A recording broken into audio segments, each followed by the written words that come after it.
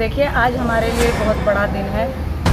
इस दिन को हम संकल्प दिवस के रूप में मनाते हैं और बाबा साहब ने जो संकल्प लिया था, अगर वो संकल्प ना लेते तो आज हमारे लिए ये व्यवस्था बना के नहीं जा पाते।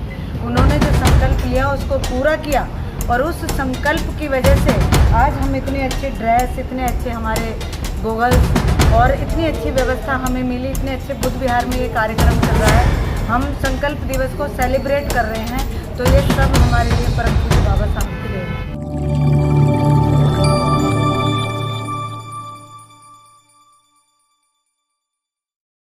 इस न्यूज चैनल पर जो भी वक्ता ने कहा वो उसकी अपनी राय है, जिसकी पुष्टि नेशन न्यूज इंडिया नहीं करता। धन्यवाद।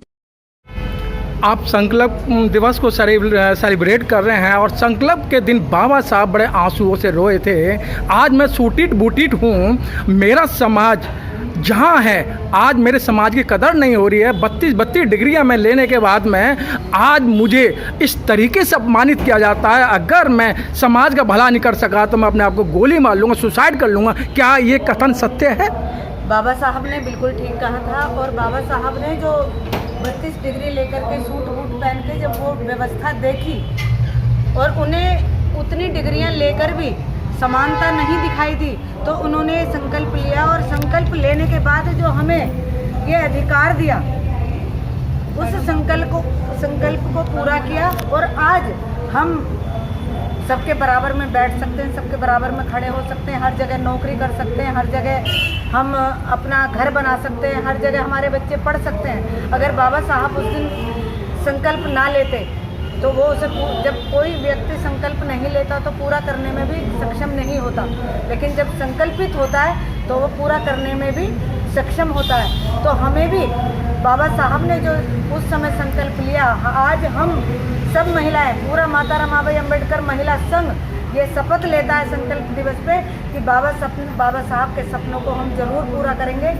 और उन सपनों को पूरा करने में अपनी जान लगा देंगे, जान की बाजी लगा देंगे और अपने बच्चों को ये संकल्प की गाथा जरूर बताएंगे, जिससे वो भी बाबा साहब के सपने को पूरा करने में अपना पूरा योगदान दें। मीना सिंह जी, ये सिर्फ एक दिन, चाहे 14 अप्रैल होती है, चाहे 6 दिसंबर होता है, आज जिस तरीके से 23 दिसंबर यानी 22 दिसंबर को संकल्प लिया जा रहा है, मात्र एक दिन के लिए। बाकी तो बाबा साहब को सब जानते हैं, मानते नहीं हैं। बाबा साहब की इस समय जो सारा प्लेटफार्म है वो सारा खाली पड़ा है। सबको राजनीति चाहिए, सबको विधायक चाहिए, सभी को काउंसलर चाहिए। देखिए, सभी तरह के लोग हैं, राजनीति में भी जरूरी हैं और काउंसलर विधायक भी जरूरी हैं और जो भी लोग कार्य कर रहे हैं, ऐसा नहीं है कि जागरूक नहीं हो रहे।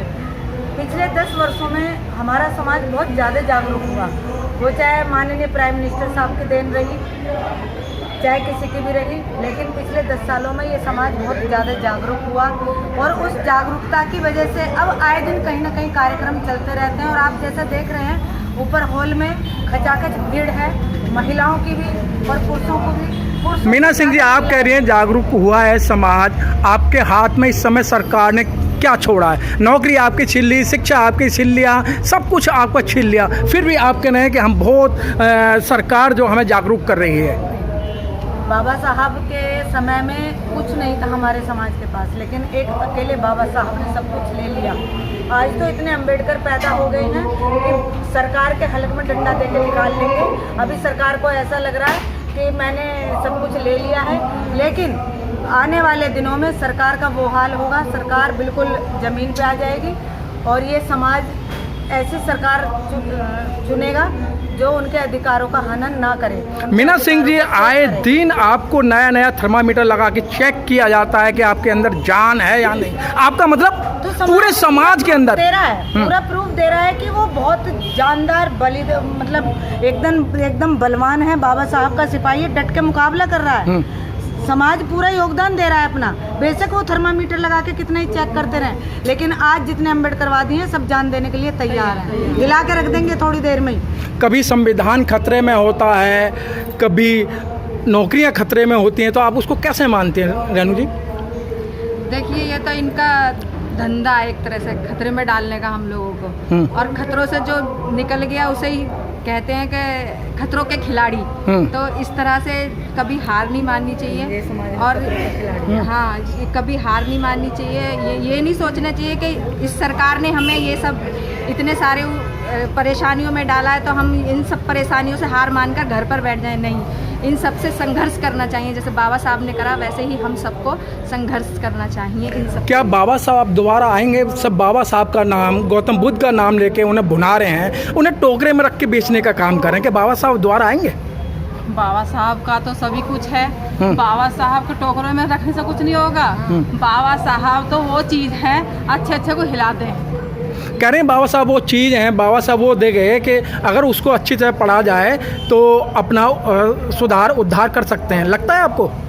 हाँ, क्योंकि अब ये शिक्षा जरूरी है। शिक्षा जरूरी है। हाँ, जब तक शिक्षा नहीं होगी तो बच्चे नहीं पढ़ पाएंगे, तो पढ़ना जरूरी है। इसीलिए ही बाबा साहब का ये कहना था कि संगठन रहो और शिक्षा। बाबा साहब का कहना था कि शिक्षा बहुत ज़रूरी है।